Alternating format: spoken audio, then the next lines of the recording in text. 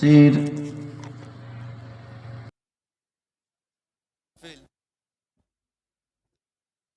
মোতাবেক হবে না।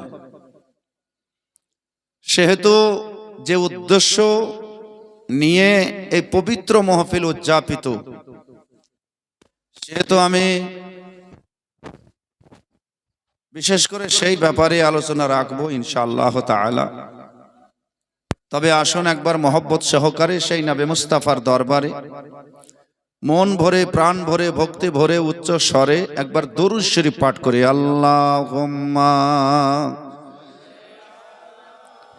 সাইয়্যিদিনা মাওলানা মুহাম্মদ ওয়া আলা আলি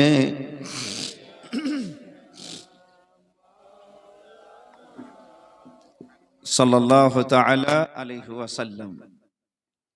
মাহফিল যেরকম দেখছি হঠাৎ করে ঠান্ডা পড়েছে, তো মানুষের মন, দিল, হৃদয় মনে হয় সব ঠান্ডা হয়ে গেছে।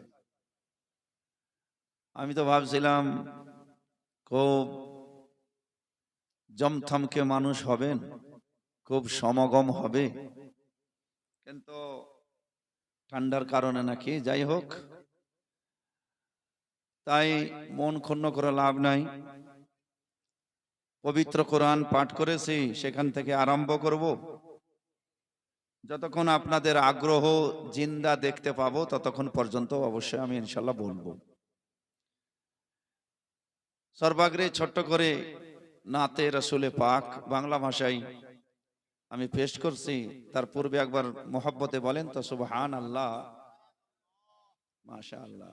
এই যতজন বসে আছেন হাজরাত, আপনি মনে হয় সবারই বাড়িতে খাবার খেয়েছেন, হ্যাঁ? এই কারণে মানে সবারই আওয়াজকে আপনার আওয়াজ ঢেকে দিচ্ছে। একটু আপনারা জোরে বলেন সুবহান আল্লাহ। মাশাআল্লাহ, আলহামদুলিল্লাহ। ভরা নদী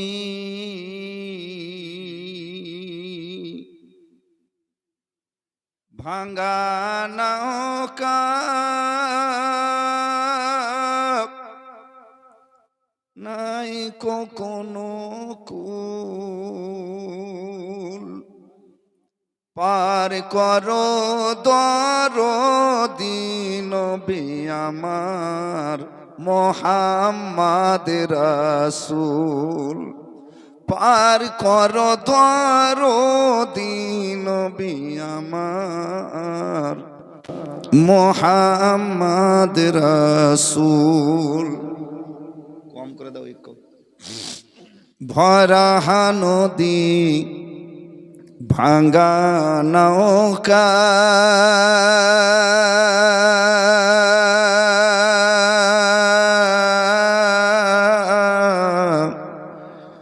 নাই কোনো কুল, পার করো দরদী নবী আমার মুহাম্মদ রাসূল। ও কি পার করো দরদী নবী আমার মুহাম্মদ রাসূল। যখন আপনারা বলছেন তাহলে আর ফিস ফিস করে বলিয়েন না, একটু জোরে বলেন। পার করো দরদী নবী আমার মুহাম্মদ রাসূল, জোরে পার করো দরদী নবী আমার। মাশাআল্লাহ, আপনাদের জলসাজ কামিয়াব আছে, কারণ যে শুধু আমি একাই বক্তা নয়, আপনারাও বক্তা হয়ে পড়েছেন।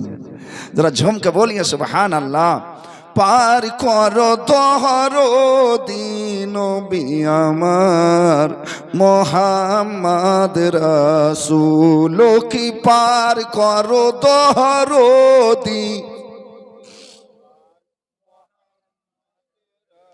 মাঝে দরিয়ায় উঠলো তুফান, পাই না কোনো কুলের নিশান। ও কি মাঝ দরিয়ায় উঠল তুফান